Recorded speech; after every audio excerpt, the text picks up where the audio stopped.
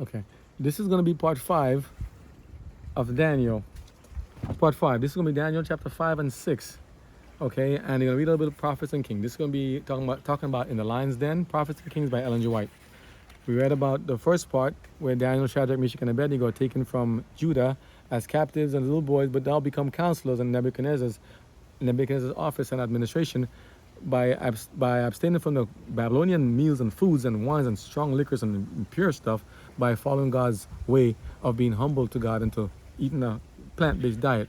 We learn later on about Nebuchadnezzar's dreams and how Daniel was given gifts and prominence, and so was the Shadrach, Meshach, and Abednego by God for being obedient to him. Then you learn also about later on Shadrach, Meshach, and Abednego then being tested also by Nebuchadnezzar with the fire furnace flames in part 2 or 3, and then learn later on also about Nebuchadnezzar having to learn to be humble in what he decides to do and how he decides to live his life by pretty much trying to see if he can thwart God's dream, God's missions, God's vision and prophecies, thinking he can thwart it to make the prophets become false, and he can have the leading empire to rule around the whole world as Babylon was at the time.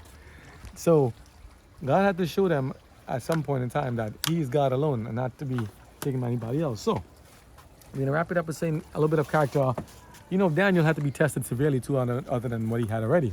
So what we're going to do now, we're going to go over a little bit of Daniel chapter 5. I'm going to give a summary of Daniel 5 and 6 real quick. And then we're going to go over into what happened in the story of the Lion's Den. Because everyone knows the story about Daniel. Everyone should know or heard the most about Daniel and the Lion's Den as the biggest children in Christian story. But let's see something quick. Let's look in the Bible for it. Daniel chapter 5, King James Version, Old Testament. What happened in the impious feast of Belshazzar? What happened? Okay, maybe I can let the thing read it real quick by itself, and then I'll think about it, expound about it. But I'll do that, and I'll end the rest by saying what happens. Let's see. Daniel chapter 5. Okay, gonna get to Daniel chapter 5, talking about what happened to Belshazzar, the grandson of Nebuchadnezzar. After all that happened. Daniel 5. Belshazzar the king made a great feast to 1,000 of his lords, and drank wine before the 1,000. Belshazzar, whilst he tasted the wine, commanded to bring the golden and silver vessels which his father Nebuchadnezzar had taken out of the temple which was in Jerusalem, that the king and his princes, his wives, and his concubines might drink therein. Then they brought the golden vessels that were taken out of the temple of the house of God which was at Jerusalem, and the king and his princes, his wives, and his concubines drank in them. They drank wine, and praised the gods of gold, and of silver, of brass, of iron, of wood, and of stone. In the same hour came forth fingers of a man's hand, and wrote over against the candlestick upon the plaster of the wall of the king's palace. And the king saw the part of the hand that wrote. Then the king's countenance was changed, and his thoughts troubled him, so that the joints of his loins were loosed, and his knees smote one against another. Scared to death. The king cried aloud to bring in the astrologers, the Chaldeans, and the soothsayers. And the king spake and said to the wise men of Babylon, Whosoever shall read this writing and show me the interpretation thereof shall be clothed with scarlet, and have a chain of gold about his neck, and shall be the third ruler in the kingdom. Then came in all the king's wise men, but they could not read the writing, nor make known to the king the interpretation thereof. Then was King Belshazzar greatly troubled, and his countenance was changed in him, and his lords were astonished. So, grandson of King Nebuchadnezzar, named Belshazzar, had a party at a feast and used the sacred vessels from God's holy kingdom and place. Used the vessels, he had a party and tried to worship his own gods, of fake gods. Just partying with his friend, drunken revelry, partying with the people, showing, hey, my God's a God of gold and brass and stuff, despite what his grandfather warned him about. There's a little Nest Bible video. Nebuchadnezzar is the grandfather? Yeah. In between him was another one, I think it was Barnabas. Another one was there between the father of Belshazzar. But Belshazzar didn't learn the lesson of his grandfather. He wanted to go and do what he wasn't supposed to do. And he had a party and feast and used God's sacred vessels in his home. God's vessels reserved for the sanctuary was supposed to be not for those kind of purposes. But he said, that's not my God. My God is gold and brass and silver and iron and wood and stone. And God had to show him also, the grandson, that you need to humble yourself and understand that I am God. I'm God alone. And your God cannot save you for what I'm about to do. I'm going to take your kingdom from you and give it to somebody else. So a hand came out of nowhere and started writing on the wall, in essence. In the same hour came forth fingers. This is chapter 5, verse 5 of Daniel. In the same hour came forth fingers of a man's hand, fingers, and wrote over against the candlestick upon the pleister of the wall of the king's palace. And the king saw part of the hand that wrote it, but you can't see the rest of it. Who's writing? Then the king's countenance changed, and his thoughts troubled him, and that his joints and loins were loosed. He was basically almost like we're getting ready to have diarrhea. Loins loose, he's scared to death, and his knees smote, shaking. What's gonna happen? The king cried aloud, yelling, "Bring in the astrologers and the Chaldeans and soothsayers, bring them in." And the king spake and said to the wise men of Babylon, "Whosoever shall read this writing and show me the interpretation thereof shall be clothed with scarlet," and they'll give them gifts and all that stuff. Bring them in. And no one could figure it out. He said, but they could not read the writing, don't make it known. After the same thing of the same soothsayers and the same sorcerers and false teachers and liars and perjurers and fortune tellers and all the same fakers were still called in again as there was in the previous. He didn't learn from his grandfather. It doesn't work. He decided to do the same thing and do something worse. Nebuchadnezzar changed his life and gave honor to God. His story ended there from what I understand. But Belteshazzar, the grandson, said, forget that, I'm going to do my own thing. My grandfather might have been crazy. So he wanted to get help. He wanted to get answers now because he now did something wrong. And he said something is wrong. He knew something was wrong. To be scared and to be a king of the most powerful empire in the world, is it possible he must have known that the prophecies may be true? Because it's published in all the land, something's going to happen. So the king now scared for his life. The queen, here's the women. How women are so important. The queen said, listen, my husband's scared to death. We need to get him some answers and help because he can't figure what's going on. So she sent for help. Now the queen, by reason of the words of the king and his lords, came into the banquet house. And the queen spake and said, O king, live forever. Let not thy thoughts trouble thee, nor let thy countenance be changed. There is a man in thy kingdom in whom is the spirit of the holy gods. And in the days of thy father, light and understanding and wisdom, like the wisdom of the gods, was found in him. Whom the king Nebuchadnezzar, thy father the king, I say thy father, made master of the magicians, astrologers, Chaldeans, and soothsayers. For as much as an excellent spirit and knowledge and understanding, interpreting of dreams, and showing of hard sentences, put down the speaker. and dissolving I had it off my bed. I'm like, why is it so low? Found in the same Daniel, All whom right. the king named Belteshazzar. Now let Daniel be called, and he will show the interpretation. Then was Daniel brought in before the king. And the king spake and said unto Daniel, Art thou that Daniel which art of the children of the captivity of Judah, whom the king my father brought out of Jewry? I have even heard of thee, that the spirit of the gods is in thee, and that light and understanding and excellent wisdom is found in thee. And now the wise men, the astrologers, have been brought in before me, that they should read this writing and make known unto me the interpretation thereof. But they could not show the interpretation of the thing. Yep. And I have heard of thee, that thou canst make interpretations, and dissolve doubts. Now if thou canst read the writing, and make known to me the interpretation thereof, thou shalt be clothed with scarlet, and have a chain of gold about thy neck, and shalt be the third ruler in the kingdom. So imagine this. The king now realized, okay, I made a messed up thing here. And the queen said, he's in trouble. Something's going to happen. I think they knew the story of what could possibly happen, that the kingdom might be passed another. But maybe said, maybe it's not of me. Maybe I can mock God and thwart the plan. Maybe it can happen by someone else. Who knows? But somehow this thing scared the life out of him and the rest of them too, because they couldn't figure it out. To see a hand show up out of nowhere and right on your wall. People hear the door creaking or a dog barking something weird, and they hear a dog wailing in the nighttime and they think the world is ended. They're scared to death. Now we see a hand show up out of nowhere. I don't know what kind of hand. Was it a big hand, small hand? Was it a bloodless hand? What kind of hand was it? Videos show different things, and writing something on the wall, and you don't know where the rest of the hand is, I'll be scared to death too. So I'm saying, okay, king, you should have known. Remember, there's a watcher. Their watch is watching you. Their watch is watching us. We're not alone. We're not ETs. They're not, you know, aliens with big eyes and some stuff. They are there. God's angels are watching us to see if we're watching, doing what we're supposed to be according to. Not to go and zap us, but to say, hey, we want to help you guys because the devil's trying to get to you. We need to protect you and help you. So the queen came and humbly came, Daniel, I know you helped my family back then. Can you help my husband? And the husband, now the king says, Belshazzar says, yeah, Daniel, I know there's good things about you. Help me, please, and I'll bless you with a gift. I'll give you everything. I'll make you the third ruler in the kingdom. You know, like him, the wife, and then with Daniel, I guess, all right? I'll make you the third ruler. Daniel, if you do this, Daniel could say, yeah, king, that's good. I got this. I'll hook you up. I'm going to get prideful. Daniel didn't say, Daniel said something else. Then Daniel answered and said before the king, Let thy gifts be to thyself, I don't and want give it. thy rewards to another. I don't want it. Yet I will read the writing unto the king, and make known to him the interpretation. Here we go. O thou king, the Most High God gave Nebuchadnezzar thy father a kingdom, and majesty and glory and honor. And for the majesty that he gave him, all people, nations, and languages trembled and feared before him. Whom he would, he slew, and whom he would, he kept alive, and whom he would, he set up, and whom he would, he put down.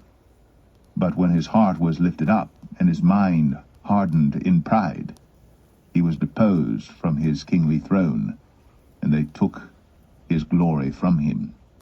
And he was driven from the sons of men, and his heart was made like the beasts, and his dwelling was with the wild asses. They fed him with grass like oxen, and his body was wet with the dew of heaven, till he knew that the Most High God ruled in the kingdom of men, and that he appointeth over it whomsoever he will. Verse 22. And thou his son, O Belshazzar, hast not humbled thine heart, though thou knewest all this, but hast lifted up thyself against the Lord of heaven. And they have brought the vessels of his house before thee, and thou and thy lords, thy wives, and thy concubines have drunk wine in them. And thou hast praised the gods of silver and gold, of brass, iron, wood, and stone, which see not, nor hear, nor know. And the God in whose hand thy breath is, and whose are all thy ways, hast thou not glorified. Oh boy. Then was the part of the hand sent from him, and this writing was written. This is heavy. And this is the writing that was written. Many, many, tekel, uphasin. This is the interpretation of the thing. Many. God hath numbered thy kingdom, and finished it. Oh boy, judgment. Tekel, thou art weighed in the balances, and art found wanting. Peres, thy kingdom is divided, and given to the Medes and Persians. Then commanded Belshazzar, and they clothed Daniel with scarlet, and put a chain of gold about his neck, and made a proclamation concerning him that he should be the third ruler in the kingdom. Do you think that's the end of it? When God made the judgment, he said, remember he said the vision is sure and the prophet's interpretations are secure. The next kingdom is about to happen. Belteshazzar was judged in an instant, as we are and we too. Not because God is vindictive, waiting to zap us. No, he's saying, I've given you time. He said, I've given you examples. I've showed you what your father knew. You knew what happened to your father, your grandfather. You knew what the story. You knew the prophets. You knew the better. We were warned. God said, I give you earth. I've given you warning. I've given you many times. I've told you. You've seen the stories. You have the Bible. You have digital. You have press. You have nature. You have everything around you. You have evidence of it. It's in your heart. It's in your mind. I've given you warning, God says to humanity. I've given you enough warnings. I've told you before it happened. I've had people preach for hundreds of years, thousands of years. And what will you do? That same night, Belteshazzar was slain, and the kingdom passed to another hands. Oh, yeah? In that night was Belshazzar the king of the Chaldeans slain. One And night. Darius the Median took the kingdom, being about 62 years old. 62 years old. 62. Chapter 6, Daniel. Here's something. Chapter 6. Now, knowing all this happened, he said, whoa. Remember the Bible said, Daniel lived to the time of Cyrus and Darius, right? Darius. Daniel lived to the time, right, of Cyrus and Darius, King Darius. Daniel lived to the two empires changing. God said that was going to happen, and it happened. So Daniel now is all the people, the rest of the people, and killed and destroyed. But some of the wise men and astrologers were kind of kept again. Remember, the same Mary clay thing is moving to the different kingdoms. They kept the wise men and astrologers and saying, what happened? They prophesied and stuff, kept them. Darius then preserved Daniel. Something significant happened here. Darius is now here, and he says, I'm promoting it. But you think the devil wants Daniel to be promoted anymore and to keep speaking about God's word and keep warning his people? The devil wants to hear people, remnant of God, speaking about him and how they can save him. I see sprinkles of things coming. There's a storm coming. So we need to work quick. You think the devil wants us to be able to speak about God? Nope. So here's what he did. Trying to set up Daniel. You know we can't leave without disturb Daniel and the lions then. No, we got to get to this part. I'm not letting it go. Daniel 6.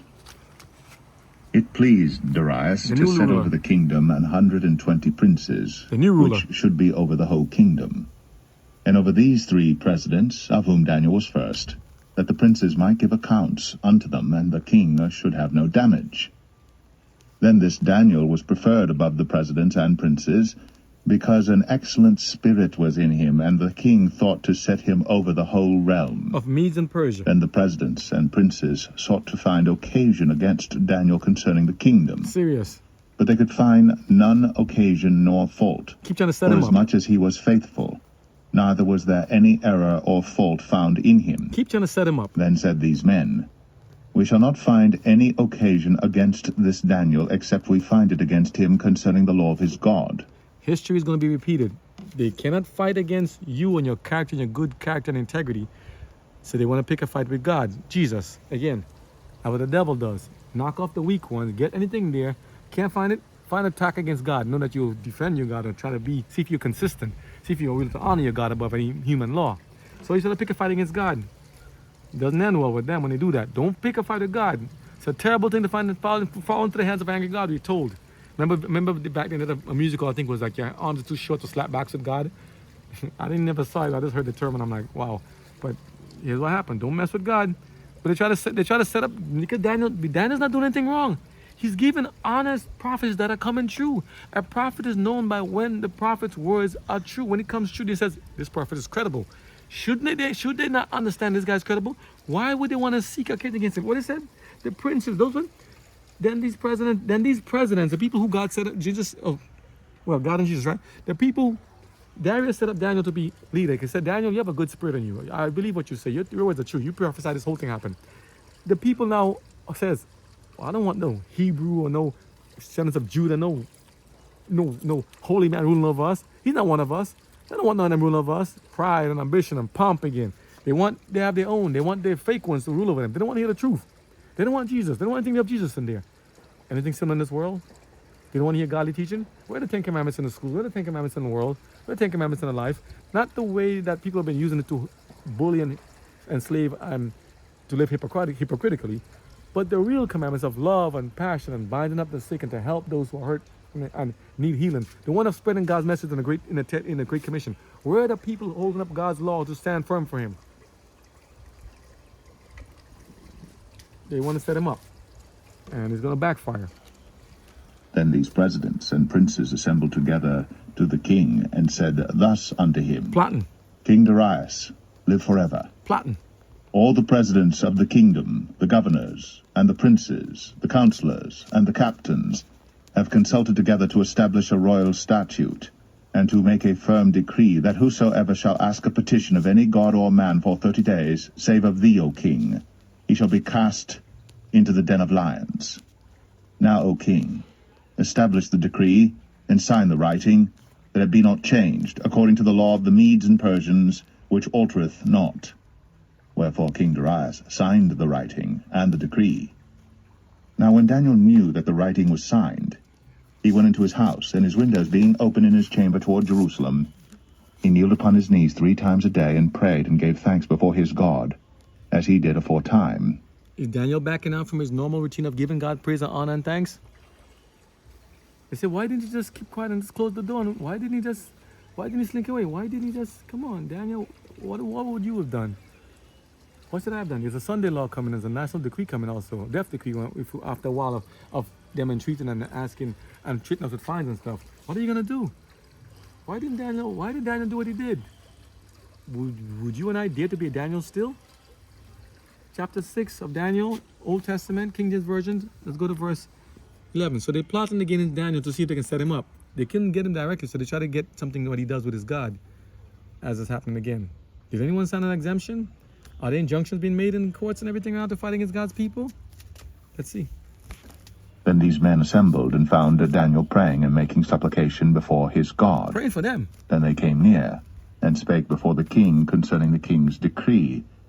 Hast thou not signed a decree that every man that shall ask a petition of any god or man within 30 days, save of thee, O king, shall be cast into the den of lions?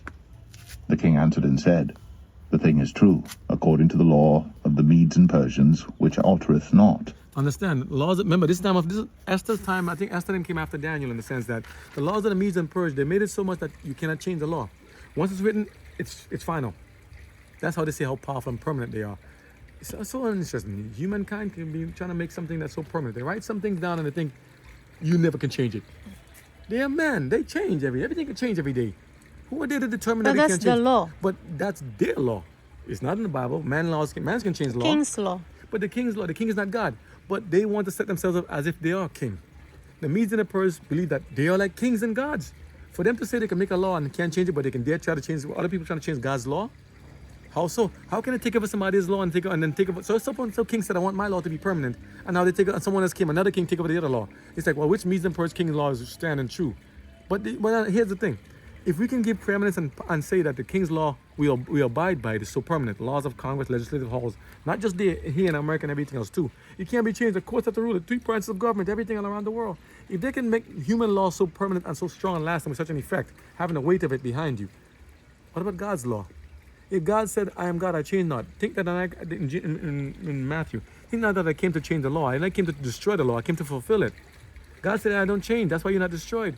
So why would men think that God wants to change his 10 commandments law? If the humans can't change theirs, why do you think God's going to change his? If God said, I don't change. So we have to take it even bigger. Is it just about that? No, it's about a bigger picture. Obedience to God should be permanent and paramount to anything else. If they give human so much reverence and honor, what about the king who made everything? The whole universe and galaxies and thousands of galaxies and galaxies. But they want to be men gods.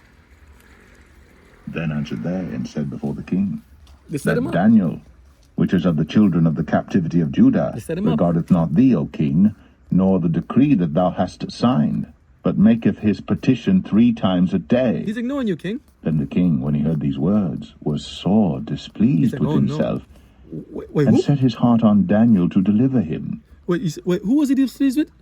The king, when he heard these words that Daniel was making his supplication to Daniel and to God, right, as opposed to himself, they told the king, you can be a god. Let no one worship anybody but you. Let them pray only to you first for a whole month. You see, it wasn't But forever. this one, I'm sorry to ask. Yeah, no, go So ahead. it's a different king now? Yeah, now remember, Belteshazzar, the grandson of Nebuchadnezzar of Babylon, has been slain. He was slain in the thing because of after drinking out of the goblets and other stuff and disobeying God's law. He was given the judgment. Many tackle your fortune. The kingdom is now in an instant. His kingdom is taken from him now and given to the Medes and Persians. The Medes and Persians now are But taken it didn't over. say who is it? Medes and Persians now is under the king Darius. Darius. Darius is the new king. King And he said, I like Daniel. You're a nice guy. You're very honest. Come work with me in my kingdom. I'll make you a ruler like a governor over the people. And they'll be governed. He likes to have good question. He likes to have a level of government. Like how we have now, you have in America, you at least have the president, you have the executive branch and legislative and judicial. At the same time, you have governors and mayors and you have council members and city council and city. You go down, it's a level of government broken down. So they like to, so a lot of things you can trace back to our levels of government and even the buildings, destruction, the buildings, construction, not destruction, and architecture are modeled after a lot of these things of Greek, Roman, and different Greek, Babylonian, all this different stuff. A lot of things are written there still because of how they did it. And the level of government. So, and he said so that the king won't have damage. In other words, we need to have levels so that the king would be able to be protected by having everybody else answer everybody else, but answer to the king, the top one. Same thing as a corporation is in a business.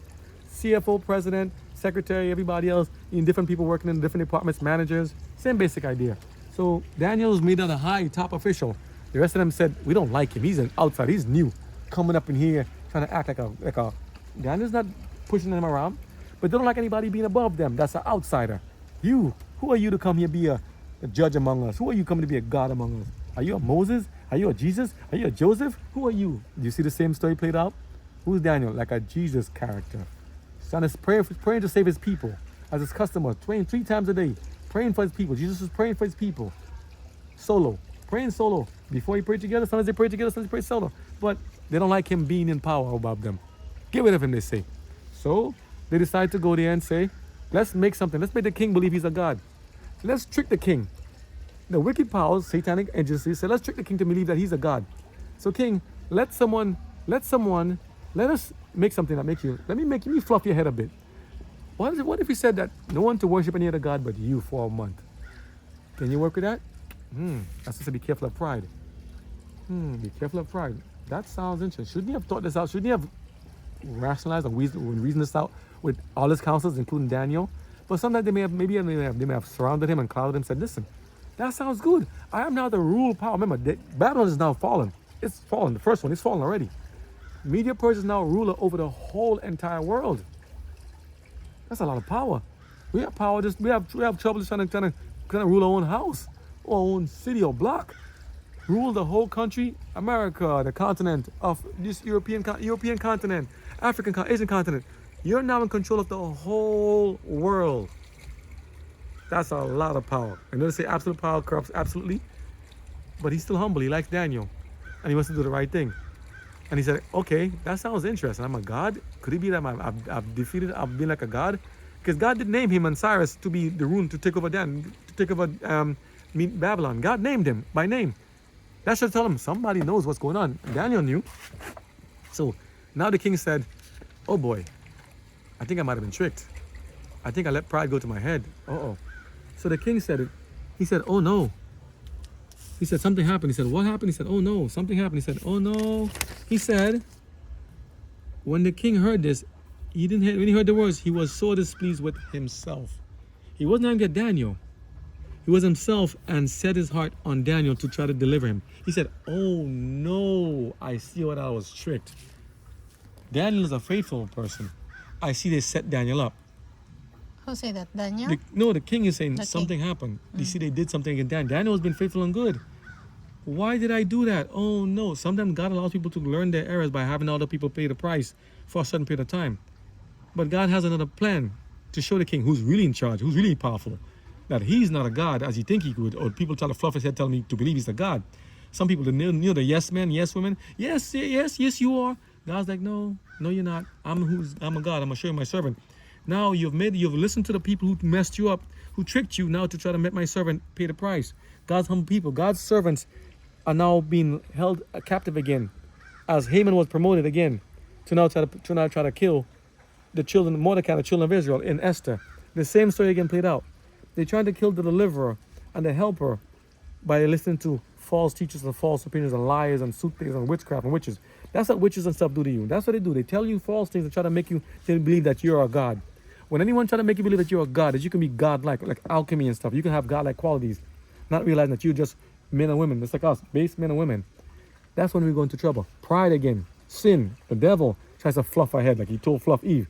You should be like gods. You should know the difference in right and wrong. You should know the difference in good and evil. It's a lie. It's sophistry. It's a fake. It's a pretender. When anyone in church tells you, if you just give this, God will bring you to a higher level. If you just sign your soul over here, I'll make you like a God. Satan tried to pass the same lie over to Jesus. Satan tried to pass the same lie over to Jesus.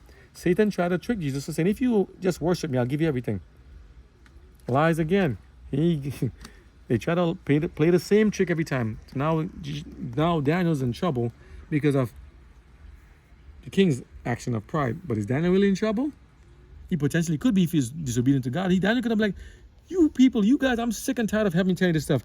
Every time I try to give you guys a lesson, you don't listen. You told Belshazzar, you don't listen. You don't listen. Not only your father, you don't listen. You guys don't listen. Daniel could have been so upset. I'm like, nah, I'm done with you guys. I'm going to wipe this place out.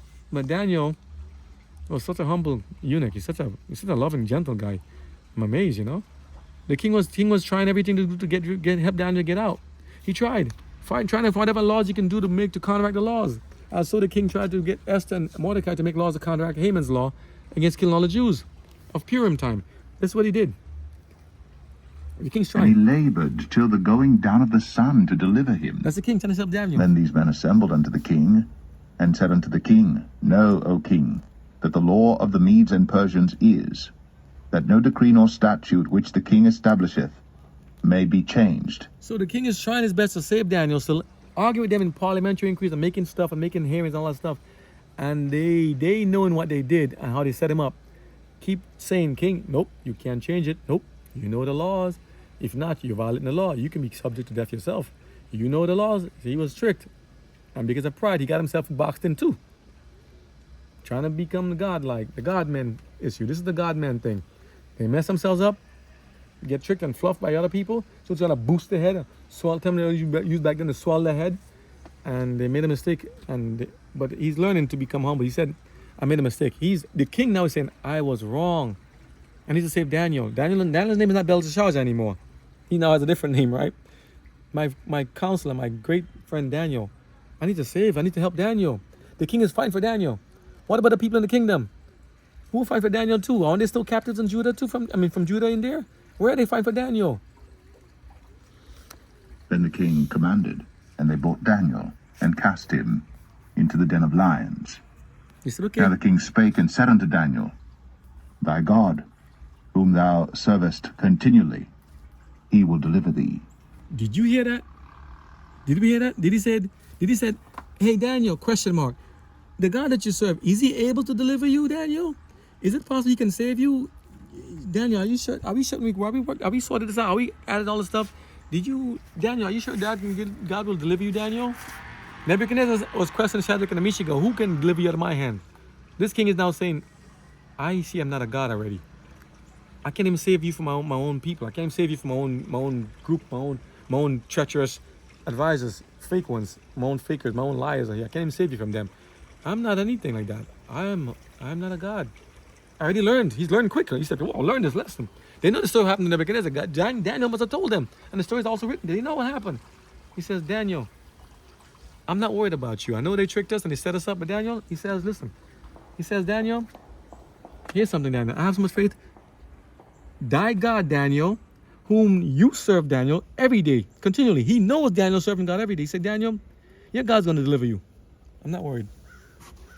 I want to see you on this surrender, rejoice at the end of it. I know God's going to deliver you. You serve him every day. That God, that question mark, he will deliver you. Period. And a stone was brought, and laid upon the mouth of the den. And the king sealed it with his own signet. He's doing his duty. And with the signet of his lords. Okay. That the purpose might not be changed concerning Daniel. He's doing his duty. Then the king went to his palace, and passed the night fasting. Neither were instruments of music brought before him, and his sleep went from him. He's working hard for Daniel. Then the king arose very early in the morning, and went in haste unto the den of lions. And when he came to the den, he cried with a lamentable voice unto Daniel. And the king spake and said to Daniel, O Daniel, servant of the living God, is thy God whom thou servest continually able to deliver thee from the lions? Then said Daniel unto the king, oh yes, the answer O came. king, live forever. Yes, the answer came, man. My God hath sent his angel, and hath shut the lions' mouths, that they have not hurt me. Yes. For as much as before him innocency was found in me, and also before thee, O king, have I done no hurt. God's telling him, I know you didn't mean this. I know you didn't mean for this to happen.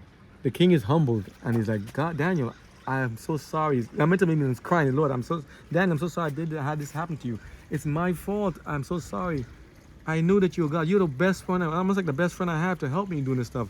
Daniel, did God save you? Because remember, they also understand that people can be martyred also.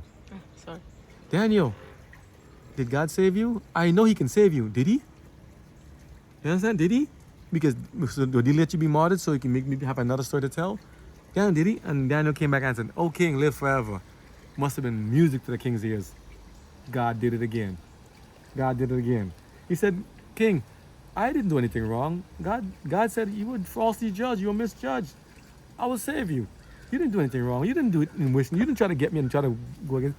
You made a stumble. You made a mistake. Remember I said, is it too long? Is it too hard to start over? Is it impossible? No, God said he can forgive her. Even a ruler who may have got too prideful, people who may have got too prideful and boastful, who may have mistook and misused God's word in vain or misused God's name, can still be forgiven if they humble themselves and lamentably fast and pray and say, I'm sorry. Now, you don't have to say that necessarily fast and pray by doing as the king did, but he's feeling so bad for what he did. He, the king of the next ruling power around the whole world, is fasting and praying for somebody that he doesn't, that not even his brother or sister. He's fasting for a servant of another God-like. He's learning. God is letting this. You see why God's letting this to happen? God is letting kings of the earth bow to his prophets who were once destined to destroy them, but now are saying, we realize our place in this life. We're not gods. We like want to be man gods. Wow. The king is crying for Daniel and saying, your God is able. Then was the king exceeding glad for him, he was so and commanded happy that they should take Daniel up out of the den. Take him up. So Daniel was taken up out of the den, and no manner of hurt was found upon him. No bruise. because he believed in his God. Yes. And the king commanded, and they brought those men which had accused Daniel, Yes. and they cast them into the den of lions, This is what them, happened. their children, and their wives. Whoa, whoa, whoa, whoa. Did you hear that? Children and the wives. Did you hear that? Is God cruel? No. God will do his strange thing, meaning he has the right to act and do what he wants. Now, this is the king's saying to do this. God saved Daniel. That's Daniel's part to do. Is it possible that I know some people, I know some groups, and some cultures, where if the family makes something, you know, they call it honor kill and other stuff. If you do something wrong, the whole family pays the price for it. So they said better that one person should perish than everybody in the whole family do it. And it's sad. I don't agree with honor killings for some things in regard to women who are wrongly used and mistreated and enslaved and not given full things. In those situations, in this situation, I'm saying, oh man, this is a harsh decree. Maybe this is the law of the Medes and Persians. I can't say. Maybe someone who studied it may know. But in other words, do you see what the main thing of that? The people who try to set up God's people, who try to destroy God's people and destroy God and God's people and God himself by trying to set him up and lie against him, to have another group utilizing the state to come and destroy God's people, have the tables turned against them. That now they're the ones being killed. And not only them, their actions, as Achan did back in then when he hid the Babylonian garment. Listen again. Achan hid the Babylonian garment when he decided not to tell what happened. Joshua told him, go and with it. Don't you see Babylon was existed back then? He told him, don't take anything in those people. Don't take anything you see. Achan took a Babylonianish garment. But Babylon existed back then. Babylon was also called Assyria and the Chaldeans. They had names before they got, say, conglomerated, solidified. They existed in other parts. We call the Tower of Babel, Tower of Babel. That's where the term from Babylon, Babel. When the words were changed and confounded, their language was mixed up and they couldn't see it. So they called it a city of confusion. Babel, Tower of Babel is like Babylon, Babel, where they babbled and they couldn't understand each other. They were confused when they were trying to make a world empire for themselves then. God scattered them by confusing their languages because they refused to listen to what God said to be fruitful, multiply, and to spread out. They said, no, we ain't listen to you, God. And God said, I'm going to teach you. Step in.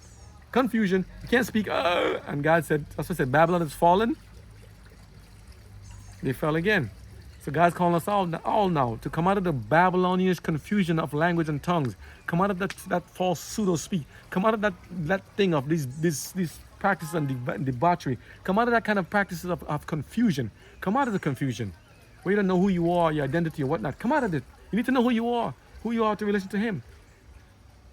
And it didn't only affect the people who lied against Daniel, but against their own families and their own homes. Everyone who participated and knew about it and refused to step in and say, no, and say what happened, who were complicit in this, were destroyed and killed also. I mean, they said he was so bad that before they even hit the ground in the den, the lions already killed them in the air. The lions were so hungry and vicious. Before the people's bodies could hit the ground of the den of the lion, they were already killed and destroyed and ripped to pieces. Be careful when you try to fight against God and God's people. And the lesson been told them before, but people still say, no, we're going to get God's people. Remember Haman and remember all the stories of people. Pharaoh, he'll drown the armies of the people. When you try to attack God's people, he'll destroy you. He destroyed Pharaoh's army. The ruling power of the world at that time was destroyed. That's why now they're weak. And they were taken over by the Babylonians. They were weak. Same thing with God's people. If we don't listen to God's lesson, we will be destroyed ourselves. God is not a respecter of persons. Obedience is life. Disobedience is death. Complicity is death. Imagine that. Not just them, but their whole families and their wives. The husbands and wives and the children were killed. This is what happened. He said, those who try to bring false accusations against God's people, Daniel, throw them into the land of lions. Them and their children and their wives. When nations attack each other, as you see happening even now, they destroy everything. When a bomb was dropped in Hiroshima and Nagasaki, was anybody spared? Anybody, the wives and children? They tend to try to spare the women and children, as I say. They're the innocent one. The men are always the ones fighting, they say, supposedly, right? But in this case, as happening even nowadays, everybody died. They destroyed them. They said here, and the lions had the mastery of them, and break all their bones in pieces, or ever they came at the bottom of the den. Before they can touch the bottom of the floor in the den, they were ripped to pieces and killed and eaten. How many lions in there? I don't know. Wow. What happened? Ripped to shreds to pieces by lions. Have you ever seen lions feeding? Have you ever seen lions fighting? Oh my, I don't think they put little kitty cats in there. If the lions can rip you to shreds before you even touch the floor, like from dropping from here to here, you will shrivel to pieces. They must have been starving to death. They didn't touch the one thing on Daniel. Is the story true? Did it exist? Study archaeology, study history. What happened to the Medes and Persians? What happened to Daniel? Study. Is it true? They didn't even touch the floor. And the lions had the mastery of them, and brake all their bones in pieces, or ever they came at the bottom of the den. Then King Darius wrote unto all people, nations, and languages that dwell in all the earth, Peace be multiplied unto you. Wow. I make a decree, that in every dominion of my kingdom men tremble and fear before the God of Daniel, for he is the living God, and steadfast forever, and his kingdom that which shall not be destroyed, and his dominion shall be even unto the end. He delivereth and rescueth, and he worketh signs and wonders in heaven and in earth, who hath delivered Daniel from the power of the lions. So this Daniel prospered in the reign of Darius, and in the reign of Cyrus the Persian. And imagine that. Even at that time, Daniel was preserved and lived till that time. Daniel was faithful to God from the beginning. And so was Shadrach, Meshach, and Abednego. And Daniel did the same. And what did God do with them? They were prospered. What can God do with us? That's what God gives us these examples for us to live by. What can he do with us? How many minutes is that so far? 41. 41 minutes, okay. This is the story. Here's how Ellen G. White works.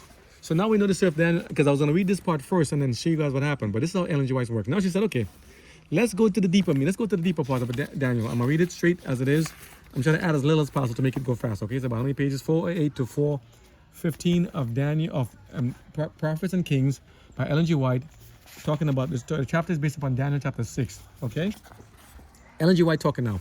When Darius the Median took the throne formerly occupied by the Babylonian rulers, he at once proceeded to reorganize the government. He set over the kingdom 120 princes. I'm summarizing, I'm going to tell you what it is. And over these three presidents, of whom Daniel was first, that the princes might give accounts unto them, and the king should have no damage. Remember this now. Darius also knows that his kingdom is not going to last forever. But he has learned, don't buck against God, B-U-C-K, no curse. Don't go against God. It ain't going to end well. Humanity, don't go against God. It ain't going to end well. Satan, don't go against God. It's not going to end well. You fell from lightning already, you're going to fall again. Babylon is fallen. It's fallen. Don't go against God. It's going to happen. Then this Daniel was preferred above the presidents and princes because an excellent spirit was in him. And the king brought to him and set him over this whole realm. The honors bestowed upon Daniel excited the jealousy of the leading men of the kingdom.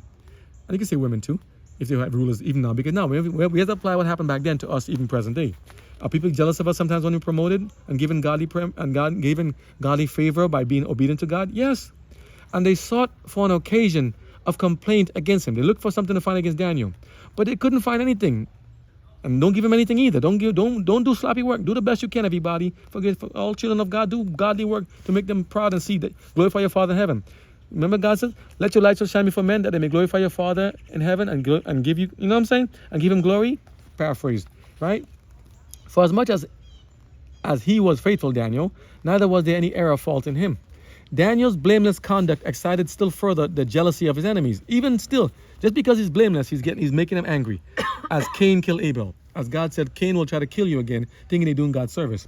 We shall not find any occasion against this Daniel, they were constrained to acknowledge, except we find it against him concerning the law of his God. Thereupon, the presidents and princes, counseling together, devised a scheme whereby they hoped to accomplish the prophet's destruction. They determined to ask the king to sign a decree which they should prepare, forbidding any person in the realm to ask anything of God or man except of Darius the king, for the space of 30 days. A violation of his decree should be punished by casting the offender into a den of lions. They already was plotting on making it happen, right? Had anything happening today? Any plan of destruction happening? Accordingly, the princes prepared such a decree and presented it to Darius for his signature. Appealing to his vanity, appealing to whose vanity? The king's vanity. They persuaded him. Vanity is like pride. Appealing to vanity of vanities, Solomon says. Appealing to his vanity, they persuaded the king, Darius, that the carrying out of this edict to have no one worship anything except him for 30 days, would add greatly to his honor and authority. It'll make you more powerful, king. It'll do this. They give him fluff of the mind. It'll make you best. You'll have the kingdom solidified, king. It'll make everyone more working, more worshiping of you. And fluff his head. Ignorant of the subtle purpose of the princes. Ignorant of the subtle, right? Not outright. Satan does. Satan works both ways. Of the princes. You think it was only the people trying to destroy Daniel? It was Satan working with them again. Satanic forces. The king did not discern their animosity as revealed in the decree and yielded to their flattery, and he signed it. The enemies of Daniel left the presence of Darius, rejoicing over the snare, as Satan does, now securely laid for the servant of Jehovah. In the conspiracy thus formed, Satan, I told you guys, I'm not mean to yell at you if I'm sounding like I'm yelling. I'm just telling you through force. I'm saying Satan is working within the human realm to make it happen to destroy God's people. In the conspiracy thus formed, Satan had played an important part. The prophet was high in command in the kingdom, and evil angels feared that his influence would weaken their control over the rulers. You see this? Satan and his angels feared that people learning about Daniel and his power and his powerful God would weaken their control over their rulers. They wanted, you understand, they're scared already. It was these satanic agencies who had stirred the princes to envy and jealousy. It was they, the wicked angelic forces, satanic forces, who had inspired the plan for Daniel's destruction as they are for ours today. And the princes, yielding themselves as instruments of evil, carried it into effect. Therefore, thus, accordingly, we are not to follow anything of these nature whereby we might put God's people in jeopardy by trying to thwart God's word and his laws, thinking we're going to help the kingdom ourselves, help the collective by trying to destroy God's people. We are putting ourselves in Satan's ground for unfit for destruction. We will be destroyed. We are to help God's people. Help. Don't put a stumbling block in front of people. Don't trick the king. Don't trick King Jesus. Don't try to trick him. Don't try to parley with him. Don't try to fight against him. The prophet's enemies counted on Daniel's firm adherence to the principles for the success of their plan, and they were not mistaken in their estimate of his character. He quickly read their malignant purpose. But see, malignant means it was there. They didn't damn change. Purpose in framing the decree. He knew that they planned to do. He said, I'm not scared of you. But he did not change his course in a single particular. Why should he? Remember we asked Daniel, why did you just stop, Daniel? Why? That's why I like Ellen G. White. She gives a little background and say, what's his thinking? What's his faculties? What is he contemplating? Why should he cease to pray now when he most needed to pray? Ellen White is saying, as she's seen from vision and understanding Daniel's mind and being given vision and inspired things from God. Rather, would he relinquish life itself? Would Daniel be willing to give up his life itself than his hope of helping God? That's a tough question. Maybe, let's see, it's not a question mark. Let's see, let's read it again. Rather, would he relinquish life itself? Meaning, rather, no. He's willing to give up his life than his hope in helping God. He's willing to give it up, just not to give up his hope in God.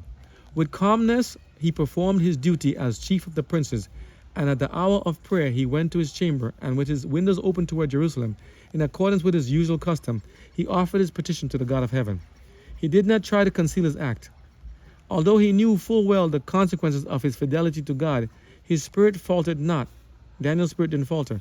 Before those who were plotting his ruin, Daniel would not allow it even to appear that his connection with heaven was severed. In all cases where the king had a right to command, Daniel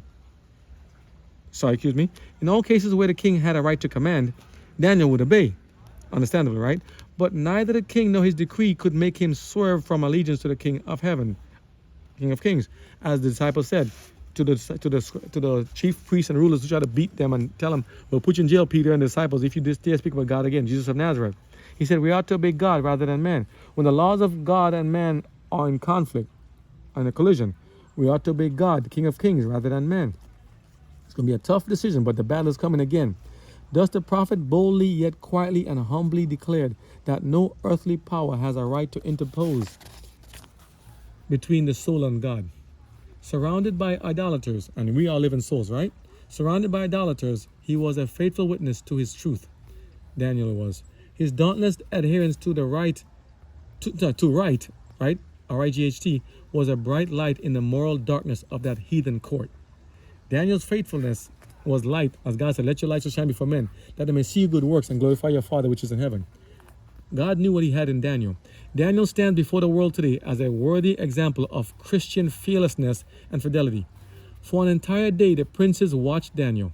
3 times they saw him go to his chamber, and 3 times they heard his voice lifted in earnest intercession to God. The next morning, they laid their complaint before the king.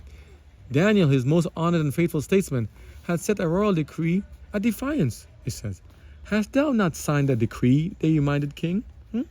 That every man that shall ask a petition of any god or man within 30 days, save of thee, king, O king, shall be cast into the den of lions? Hey, king, didn't you make a decree like that, king? Didn't you pass a law that said no one can do this except you? King, I have something to tell you, O king. The thing is true, the king answered, according to the law of the Medes and Persians, which alter it not. It means, yes, it's true. I did sign that, sadly. Exultantly, they now inform King Darius of the conduct of his most trusted advisor. Well, king, gotta tell you something.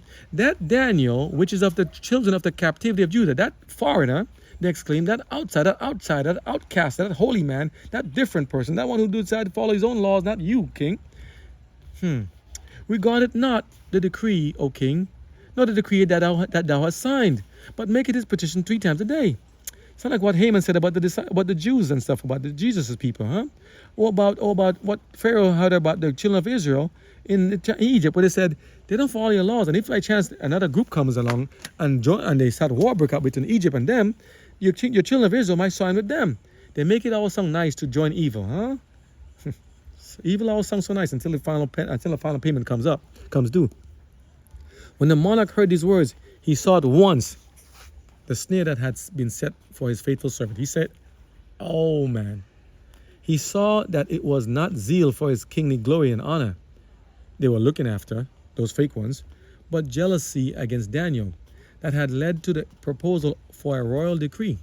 Sore, very sadly displeased with himself for his part in the evil that had been wrought. He labored until the going down of the sun to deliver his friend. I mean, he worked all day to try to deliver his friend in God. He tried to save Daniel. The princes, anticipating this effort on the part of the king, seeing that the king was going to try hard to save Daniel, came to him with the words, no, capital, no, O king. Just letting you know, O king, that the law of the Medes and Persians is this, that no decree nor statute which the king established shall be changed. Just give me a warning. If you try to go against it, king, you might face the same fate. Just letting you know, king, you can't change it. And again, if we give such preeminence and reverence to man-made laws, why we think God's law is that easily broken? The decree, though rashly made, was unalterable and must be carried into effect. Just letting you know, king. Then the king commanded. He said, okay, that's what I gotta do. He had faith in his friend Daniel. He had faith in Daniel's God. He said, Daniel, okay, that's what he said.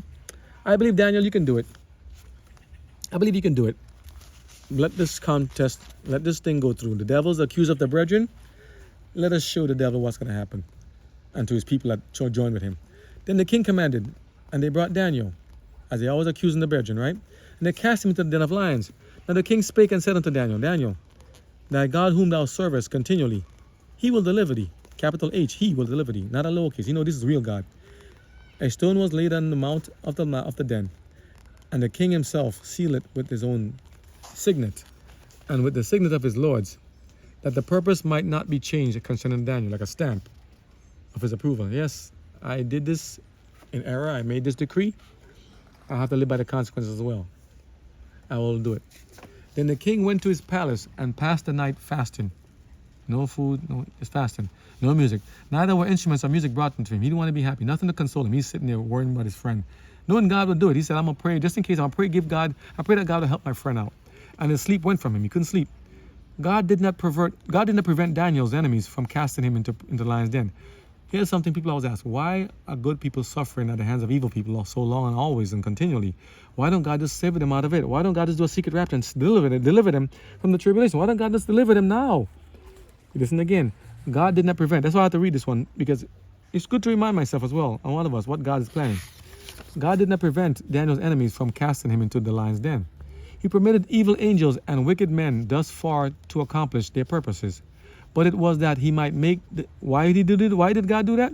Because so that he might make the deliverance of his servant more marked, more significant, and the defeat of the enemies of truth and righteousness so much more complete. Squirrels fighting again in the tree? Hey, you guys, knock it off. Be nice to each other. To let you see that's how God operates. So you say, why God allows some things? God has a reason why he's going to do why. He's telling us here from Ellen G. White. What's about it? We are given speculation and stuff before and what we think and what we believe and what we understand. And it's pretty much in time with what God's saying. And what Ellen G. White is saying too. Surely the wrath of man shall not praise thee, as says Psalm 76:10, written by David. The psalmist has testified, through the courage of this one man, Daniel, who chose to follow the right rather than policy, Satan was to be defeated again. And the name of God was to be exalted and honored again. Satan is a defeated foe. He's not going to win this. But he wants us to believe he can. He will not. Early the next morning, King Darius hastened to the den and cried with a lamentable voice, O Daniel, servant of the living God, is that God whom thou servest continually able to deliver thee from the lions? Is he able to do, Daniel? I believe he can. Is he, Daniel? Like, maybe you can be like sarcasm, like, Daniel, God delivered you, right? Is he, maybe, like, not to mock him, but in favor. The voice of the prophet replied, O king, oh yes, he did, live forever.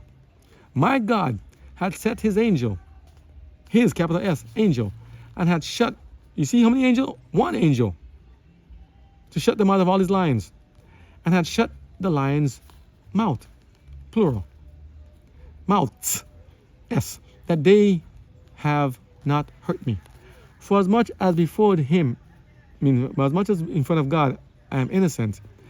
Innocent was found in me. See, now that the world says you're guilty, you have to prove yourself innocent. God says he's innocent. He knows he's innocent in God. And also before thee, O king, have I done no hurt? I've not done anything wrong to you, king. I didn't do this to harm and to hinder you, but I must put my God first. Then was the king exceeding glad. The king goes, Daniel, you should have worshipped me first. Did the king was mad at Daniel? Daniel, it's me. I'm the God. Remember, the edict is still in place. The king now becomes exceedingly very, very, very happy for Daniel. Glad for him. And commanded that. He said, Daniel, he said, take him up. Take him up. He's exceeding glad for you and commanded that they should take Daniel out of the den. Take him up.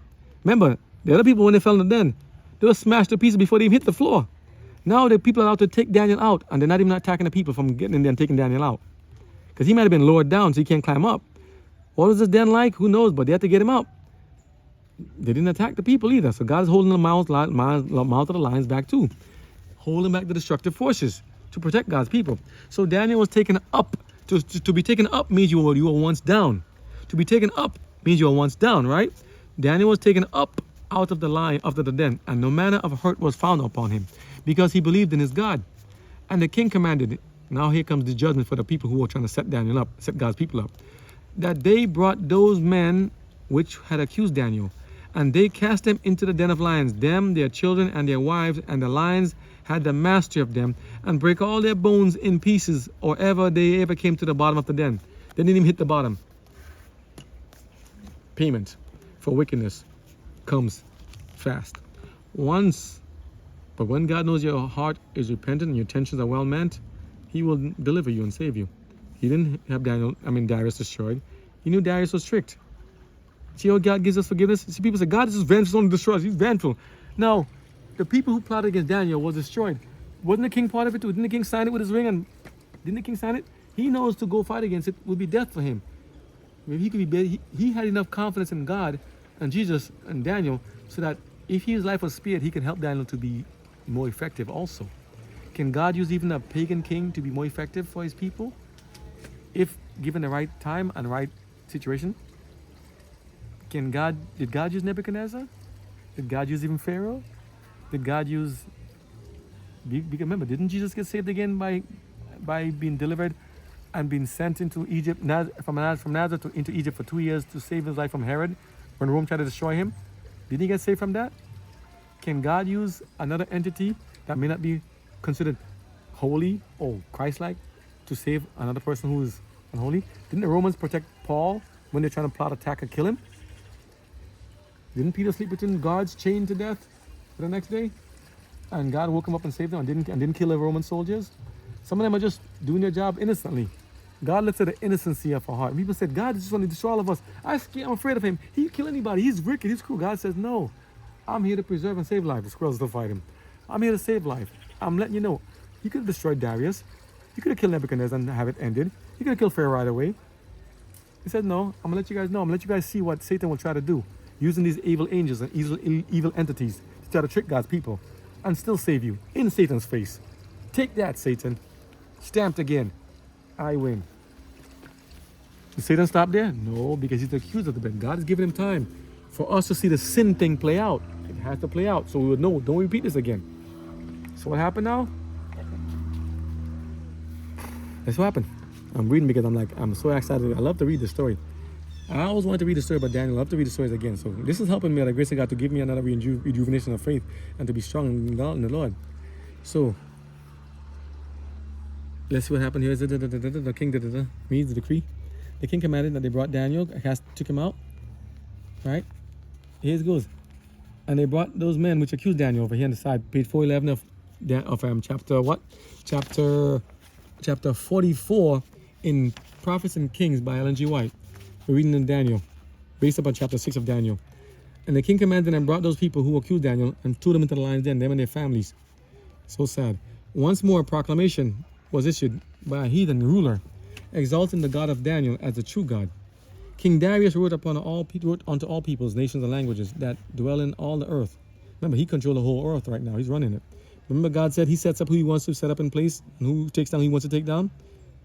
He humbled Nebuchadnezzar for being prideful and boastful. This king is a lot more careful. He said, I don't want what happened to them. I don't want what happened to Belshazzar. I don't want what happened to Belshazzar. I don't want what happened to them. I'm gonna be obedient to Daniel and listen to what God's people says. I'm gonna be humble. I'm not a God. I'm not a God. I'm not a God. Peace be multiplied unto you. I make a decree that in every dominion of my kingdom, men tremble and fear before the God of Daniel. For he is the living God and steadfast forever.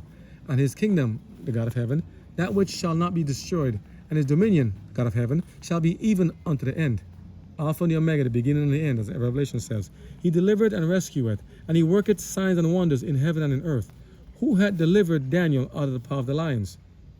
He says, this God is so powerful, he delivered him. I was witness to this. The wicked opposition to God's servants was now completely broken. Daniel prospered in the reign of Darius and in the reign of Cyrus of the Persians. See? And God named Cyrus by name. And through association with him, these heathen monarchs were constrained to acknowledge his God as the living God and steadfast forever. Because remember, we're just men. Big children, we're just men and women. They're not gods. We're not gods. I don't care much people try to lie and fluff our heads. We're not gods. So anyone thinking that they're Jehovah, thinking that they're God, be very careful. What happened to the people who thought they were gods could happen to you. Be very careful, music industry, rap artists. Be very careful. God first and God alone. You have time. But how much time? Only God knows. So turn back now while you can. I don't want none of you to be lost. I don't want myself to be lost. I don't want anyone to be lost. Please turn back to God now. Okay? From the story of Daniel's deliverance, let's see what she says. Let's kind of summarize what happened. We're going to summarize what it means to us, right? That's all I like about our stories. We need to understand something. You have a question? It's okay. It's wrapping. We're going to wrap it up. We'll end this story. From the story of Daniel's deliverance, we may learn that in seasons of trial and gloom, God's children should be just what they were when their prospects were bright with hope and their surroundings all that they would desire to be. I mean, when things are going good, just as when they're going to go bad, we should give God praise and thanks just the same. Don't change just because things look bad. Daniel in the lion's den was the same Daniel who stood before the king as chief among the ministers of state and as a prophet of the Most High God. Same person. A man whose heart is stayed upon God will be a man and woman. Let's put women in there too. I know women. I love you guys. We want to be the same. Come on. We're equal. A man whose heart is stayed upon God will be the same in the hour of his greatest trial as he is in prosperity, as Job was. Wife, shall we curse God and die? What foolish thing are you saying? Paraphrase. Shall we not expect to get evil at the hand of it too? Aren't we all going to be tested the same? Are we going to be secretly raptured from the trials to come or tribulations? Are we going to be taken out of the plagues to fall upon the last days, even as it was in Egypt at the time of deliverance? No, we have to go through it and see it. Are they going to fall on us? No. But God said, I'm going to take you through it. I'm going to take you through the fires of affliction and show you I can deliver you. I can make it shine and darken on the other side. I can make you see and the other side can't see. I can make fire destroy and everything over there and make you be safe. Hail and fire on one side, but safety on this side. Lice and frogs on that side, but safety on this side. God can do it. He's God. He shall accomplish, his word shall accomplish that what we said it to do. Nothing can stop it. Though we go to the water and the fires, he told Isaiah, I won't be with you. I'm going to take care of you. Faith reaches to the unseen and grasp eternal realities. Okay? Let's go before that. Let's go to the sentence before that. A man or woman whose heart is stayed upon God will be the same. Remember, I told you patterns? And that's why we need to grow our faith now. In the hour of his greatest and her greatest trial, as when he or she is in prosperity. You will not change when things are going bad. When the light and favor of God and of man beam upon him or her. Right? When everything is going good and it's beaming upon you, you're going to stand firm for God no matter what. And everyone, remember God says we have a cloud of witnesses. People are always watching to see. The watchers in heaven as well as the watchers on earth and around the world. Even the other unseen worlds, the other potential UFOs you call them. No, other worlds are watching us too, see how we going to handle this God and this sin thing.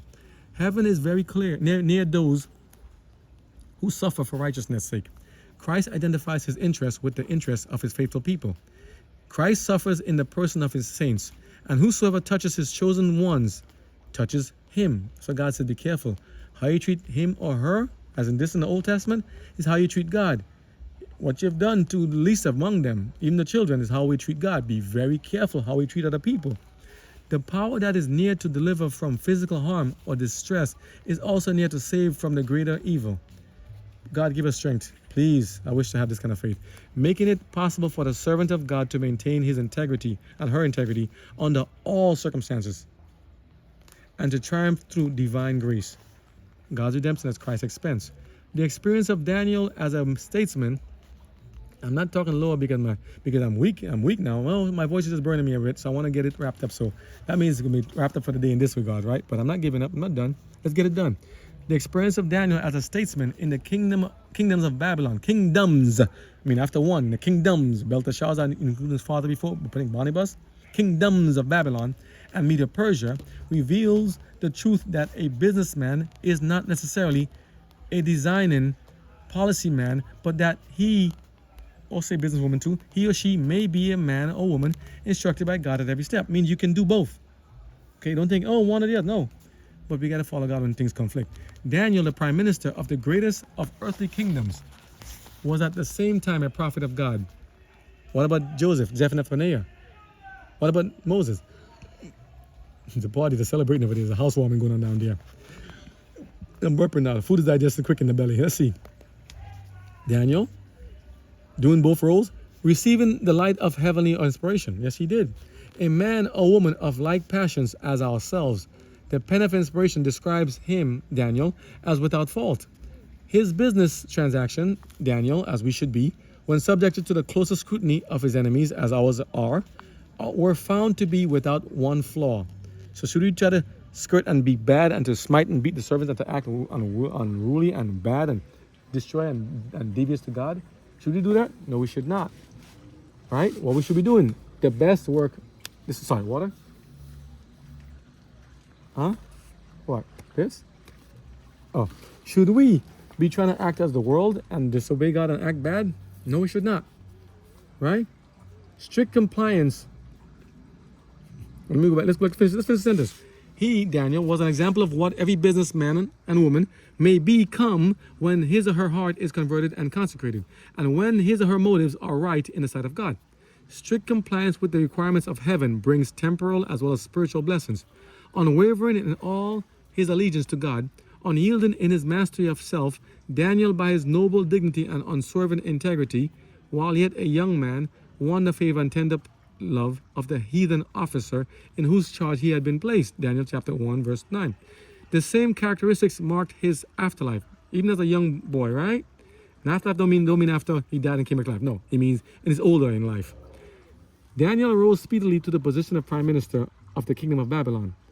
Through the reign of his successive monarchs, the downfall of the nation, and the establishment of another world empire, such were his wisdom and statesmanship, so perfect his tact, T-A-C-T, his courtesy, his genuine goodness of heart, his fidelity to principle, that even his enemies were forced to the confession that they, the enemies, could find none occasion for fault in Daniel. For as much as he was faithful, as much as Daniel was faithful, they could not find anything wrong with him.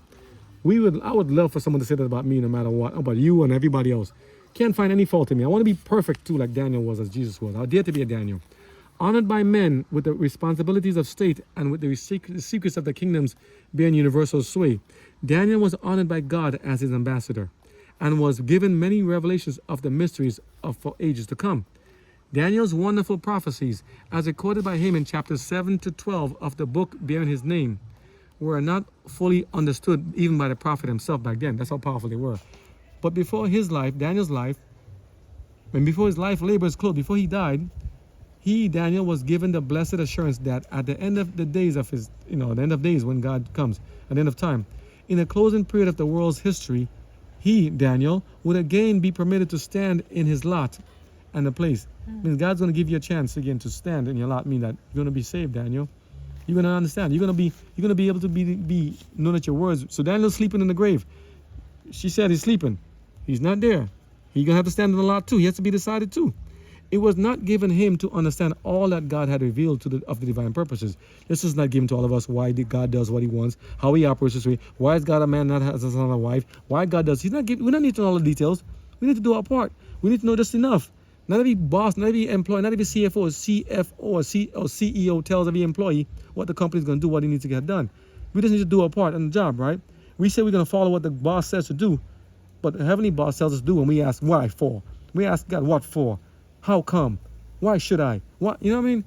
Shouldn't we be more humble to God? We don't see who controls and lives and gives us our life and our daily bearing. So Daniel wasn't given every detail of the visions. He was given just enough to keep him there to do his purpose. Shut up the words, God told him, and seal the book. Daniel from 7 to 12, the Revelations, right? He was directed concerning his prophetic writings. These were to be sealed even to the time of the end. Here's the revelation comes into play. Go that way, Daniel, the angel. He didn't say go that way. He said, go that way, Daniel. I mean, Daniel, continue life. Continue what you're doing. Do your job. Do your duty. It's okay. I love you, Daniel. The angel once more directed his faithful messengers of Jehovah. And if you guys read the story fully, you'll understand. Later on, you see when Daniel's given these visions, the angels also have a battle with Satan. Satan literally wanted to fight with the angels. Satan was trying to fight with Gabriel. Satan picked up battle to block Gabriel from coming to Daniel. They were wrestling and fighting. I'm not going to tell you what it is right now. I'm telling you one day, one. But Satan was blocking. Okay, should I tell you what happened? Daniel was trying to fight. Daniel was supposed to be given an interpretation of the vision, what he had from Daniel 7 to 12. Satan stood in the way of Gabriel and started to fight with Gabriel. You don't believe me? What did he do? The vision interpreted days of sacrifice. And he was waxing the ram. It's my face. God, because, let me see what is his prayer of Jerusalem. 70 weeks. Angel. The angel, I'm going to tell you when. Let me see, I'll tell you when. Oh, let me see. Oh, let me see. Okay, here it is. I know God who keeps his word. God gives his word. God said in Daniel chapter 10. Daniel was given a vision of rams and all this stuff and different empires, who's taking over, what's going to happen. And he was like, I don't understand what vision's about. What are these things that God has given me? I don't understand. There's so much stuff. He had visions. He's been lifted up. He has so many more visions after this. And remember, a prophet is known when the visions come true. Daniel's like, I'm so confused. I don't understand, but I know that God's meaning. You might get copyright. It's okay. They're going to do their thing. It's okay. God's like, listen, Daniel, I'm going to show you what happens. It's going to rain soon. So let's wrap it up. And wrap it up quick. Let's tell you what happened. And he said unto him, Daniel's praying for God for wisdom. And God, can you tell me what the vision's about? Please tell me what it means. Please, I want to understand what it means. And God's like, I'm going to give it to you. I'm going to send Gabriel to you. But I want you guys to know a story also, what Satan's trying to do. Right? So he's telling, so God asked me, I'm helping you, please. So what it is? Verse 12 of Daniel chapter 10 says, then he said unto me, the angel talking to Daniel, fear not, Daniel, for from the first day that thou didst sight that heart to understand, from the first time you said you want to understand and to know what God's will is, and to chasten thyself before God. He was fasting and praying to asking God what the reason was. Thy words were heard, and I am come for thy words, Daniel. I come to help you now. But the prince of the kingdom of Persia, listen to what I'm saying, the prince, what prince? What prince of Persia? I thought Persia was just a ruling empire like Media Persia. What prince of Persia? To be continued. It's raining now, let's do it inside. What prince of Persia? Satan working through the prince and the ruling empire trying to destroy Daniel and to block the vision. I'm going to read it to you when you get inside. Small pieces coming up to wrap it up. So this is going to be part 5. I think so, yeah. Just read Part it. 5. Huh? It's raining now. It's going to wet the books. Okay. I don't think can I do it here? Yeah, so it's finished. Okay, let's see. Hold the umbrella. Just hold the umbrella. Let's see. Okay, let's see. Okay, let's wrap it up and see. Okay. This is getting That happened. So he hard told him. He said, the prince Hold of the umbrella. Persia withstood me 121 days. 20 days. The prince of Persia. What prince of Persia? The prince of the kingdom of Persia withstood me 121 days. You mean an angel's fighting with another angel? But lo, Michael, God, one of the chief princes, Jesus, came to my help. Jesus came to help another angel, Gabriel, to fight against Satan. Do you guys understand this battle going on here? One of the chief, but Michael, who Michael? The same one who stand up for his people in the end, in Revelation. Michael shall stand up. The great one, Jesus, the Lamb, stood up for his people. One of the chief princes came to help me, and I remained there with the king of Persia. Michael saved me. Fight with Satan against me. And Satan, because Satan's not alone, he has 1/3 of the angels of heaven with him. There's an angel spiritual battle going on in the background that we don't see. Battling to, remember, Daniel prayed for wisdom and understanding. And God said, I'm gonna send you an answer. God could just make it happen. But God said, I want your angels to participate. The angels are their messengers sent to help, to be ministering spirits to us. As the angels ministered to Jesus Christ also in a time when he was there, when he was tempted of the devil.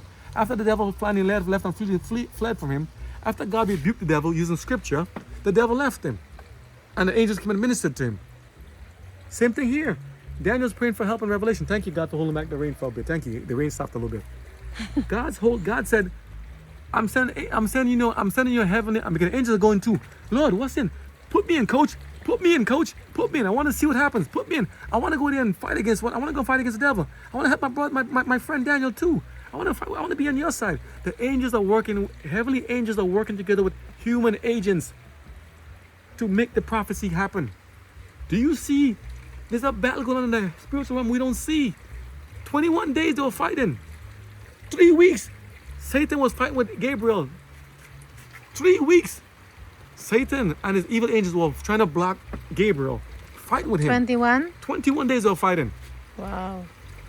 Daniel's praying, I need an answer. Lord, can I get an answer? Please help me. Lord, give me an answer. What does this mean? I'm having visions of visions. Why? And God can give it to him right away. God's like, I want angels. Angels, your turn. Get involved now. I need you to see what happens. Angels, get involved. Yeah? Put me in, coach. Put me in, coach. He said, I'm fighting. 1 second. He said, put me in, coach. Put me in, coach. I want to go fight. I want to go fight too. I want to get in the, I'm going to take my part. Put me in, coach. Put me in, coach. Put me in, coach. I want to fight too. I'm gonna join. I'm gonna join this battle. I want to get in the battle too, Lord. Put me in, coach. Okay. What God told him. 21 days they fighting. Oh, it's getting wet. 21 days fighting, and then Michael said, "Okay, enough of this." God said, "I'm gonna help you now." He went and brought Daniel and saved him. Here he says, "And I dare say they were fighting with the prince of Persia." So the prince of Persia is not just the princes in the people in Daniel's thing, in the people, the human people. The satanic force of fighting with angels. Humans can't fight angels. Unless angels fight back, like that would keep and give them the power to fight angels. Remember, Jacob wrestled with the angel. Jacob was wrestling with Jesus in the time when he got in the back of the Old Testament.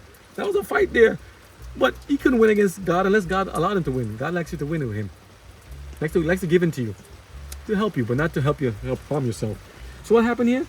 He says now after Michael got into the battle of the fray with him and Satan, Michael then got into it. I hope you're not confused. What I'm saying is that Daniel was praying to have visions explained to him. God sent angels to dispatch and give Daniel the vision and the interpretation. While the angel was en route to Daniel, Satan said, tried to block him. No, roadblock. Satan had other angels block Daniel to the prince of Persia, working to the world empires to block Daniel. And God said, enough of this. 3 weeks of fighting, not because the angels couldn't get him, but there's what kind of battle lasts for 3 weeks with angels? What could have been some of the weapons used back then? And he knew something. So Gabriel, the angel's fighting with the angels of Satan and him for 3 weeks, and Gabriel's alive? What does that tell you? What kind of weaponry would he was used? What kind of blast and lasers were going on? And what kind of wrestling? Is it arm wrestling, tumbling, wrestling, fighting back and forth, beating, like punching, knocking, back breaking, knees to the chest, back jabs, pile drive, like Street Fighter? Was that going on? I can only imagine. Who would be fighting anybody for 3 weeks? Angels fighting for 3 weeks? Yo, what kind of fight is that? 3 weeks of a fight going on. Here they did it. And God said, okay, enough. Satan, step off. Jesus came. Satan, what are you doing? I'm trying to block your people. Move, please. But he said here, Michael came, one of the chief princes, and came to help me. And I remained there with the king of Persia. He said, okay, it's done. Battle's over. Satan, step aside. Okay. He can't say no. He can't listen. Now he says, now Daniel, here I am, Daniel. He says, here I am, Daniel. I am come now to make thee understand what shall befall thy people in the latter days. For yet the vision is for many days. Come, Daniel, I'm going to tell you what it is about now. And Satan was put back, and Daniel was given the vision of what happened. So let's close this one, make it not get wet. I'm going to read this out. I want to show you. Sorry. So now Satan now is, let me end this one. Let's see. Satan now was told, you okay? Not wet? Satan now has to yield. God said, step off. Satan said, okay. Sorry, people. You see who's more powerful? Can the one giving the orders really carry it out? 3 weeks of fighting by himself. Angels fighting in the background. What kind of battle? I don't imagine. I know what's going on. God said, excuse me, Satan. Are you blocking my people? Yeah, and what? Can you move? Yeah. And I'm okay. I'm not wet. You have to move. You're not wet? No, I'm okay. Okay. Yeah. You have to move. Michael said, who's Michael? The same Michael in Revelation. Satan can't stand up in Michael. Satan is losing. I'm telling you, people, don't give in to him. He said, I know. Okay, I'm sorry if I'm trying to badger to you. Here's what happened now. Here's what happened. God wants us to understand. He said, so Daniel wouldn't give him the full, what's it, guys? Wouldn't give him the full vision. The angel said, go that way, Daniel. The angel once directed the faithful messenger of Jehovah. Go that way, Daniel. It's okay. For the words are closed up and sealed until the end of time, which are now being opened up again now. That means time is about to wrap up. Go down the way till the end come, Daniel. For thou shalt rest. And you see what God says? Is Daniel alive now? No. Daniel is dying. Daniel is dead. Daniel's sleeping in the grave. He said, Daniel, for thou shalt rest. R-E-S-T. You're going to sleep. Death is considered a sleep in God's eyes. You shall rest. And then stand in thy lot at the end of days. Is anybody in heaven now? At the end of days. And he said, at the end of your days, he said, Daniel, when you die, you're going to sleep. You're going to sleep. And at the end of days, at the end of the world, at the end of my decision time, then you will stand. So anyone said the judgments has already happened, that we have to go secret rapture. One said, I will save. I'm going to go to heaven right away. I'm going to hell right away. Why did Gabriel tell Daniel, you're going to sleep, and then you're going to be raised up again and stand in the end of days? So the false teachers and false prophets telling you that no, you're going to die, that you're going to go to heaven right away, go to hell, and you're in purgatory of penance. Ain't nothing about no penance and purgatory here. Okay? That was told in Daniel chapter 12, verse 4, 9, and 13. As we near the close of the world's history, I'm okay. The prophecies recorded by Daniel demand our special attention, and they relate to the very time in which we are living. You want to come on this side? Right? It's hot. You look like this. You want to see the words? Come on. We can do it together. Come. Here. Here's what God's telling them. As we near the close of the world's history, the prophecies recorded in Daniel demand our special attention, Ellen G. White says, as they relate to the very time in which we are living. With them should be linked the teachings of the last book of the New Testament scriptures, Revelation. Satan has led many to believe that the prophetic portions of the writings of Daniel and of John the Revelator cannot be understood. But the promise is plain, and special blessings will accompany the study of these prophecies. The wise shall understand. That's verse 10. The wise shall understand was spoken of the visions of Daniel that were to be unsealed in the latter days, and of the revelation that Christ gave to his servant John for the guidance of God's people all through the centuries. The promise is, blessed is the he that readeth, and her that readeth, right? And they that hear the words of the prophecies, and keep those things that are therein written. Revelation chapter 1, verse 3. From the rise and fall of nations was made plain in the books of Daniel and the Revelation. From the rise and fall of nations, as was made plain in the books of Daniel and Revelation, we need to learn how worthless is mere outward and worldly glory. Understand? Babylon, with all its power and magnificence, the like of which our world has never since beheld. Right? Didn't happen again. No one has again. Power and magnificence, all that which to the people of that time and day seems so stable and enduring. How completely has it passed away? Where's Babylon now? God is saying. Where is Jericho? Where are these things? As the flower of the grass, it has perished. James chapter 1, verse 10. So perished the Medo-Persian kingdom, and the kingdom of Greece and Rome. And so perishes all that has not God for its foundation. Understand? Only that which is bound up with his purpose and expressed in his character can endure. His principles, God's principles, are the only steadfast things our world knows. A careful study of the working out of God's purpose in the history of nations and in the revelation of things to come will help us to estimate at their true value things seen and unseen things thereof, and to learn what is the true aim of life. Thus, viewing the things of time in the light of eternity, we may, like Daniel and his fellows, live for that which is true and noble and enduring, and learning in this life the principles of the kingdom of our Lord and Savior, that blessed kingdom which is to endure forever, the rock cut out without hands out of the mountains, and ever we may be prepared at his coming to enter with him into his possession. And God says, fear not. Fear not. What God says, fear not. He says here, be of good cheer and fear not. Listen, we're not to fear mankind. We're not to fear anything of the devil. We're not to fear devil, Satan, and evilings. We're not to fear nice like Hollywood, like Halloween, all that stuff. We're not to fear anybody but God. Do you see how God can make these ruling empire leaders and rulers understand that they are just but men? In their pride and pomp and circumstance, that's all it is. Talk. They can do their best. They can have the rule of our lives on our levying of taxes and the legislative decisions. But at the same time, when it comes down to a test, God says, I can overrule everything they do. I can shut mouths of lions, and I can make fires not burn you. I can save you. I can deliver you from anything. Even as a little child, I can save you. Should we not trust in that God who can do it and has done it? The kingdoms prophesied have come and gone. We're now living in the toes of papal Rome and the toes of iron and miry clay mixed together. All the different teachings of all the different kingdoms still spread down to the toes and mixing with the clay, trying to get us to get together into one union. They're trying to get us to join together in one union against God's people again.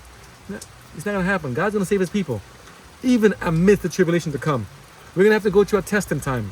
And God said he did it before, he shall do it again. So by the grace of God, I thank you for your time and efforts and energy today. That's a long, big study today. As I said, we ain't done yet. God has things to happen to come. You better get ready as the rain is coming. You can be looking as a calamity. raining. It was gray and cloudy all day. But God held it back just until now. Maybe this is the shower of blessings he's talking about. Showers of blessings to come. So that when the Satan comes and try to come at you, God will lift up a standard and push him back. God's about to come back soon, and he wants his people to get ready. We are living on borrowed time. We have to get ready for what's about to come back. So come under this umbrella of God, not the umbrella of the world. Okay? Not that umbrella of the world. None of that. But God's way. It's better. It's in book. It does the job. God bless you all. We'll catch you up. Take care. I love you guys. Amen.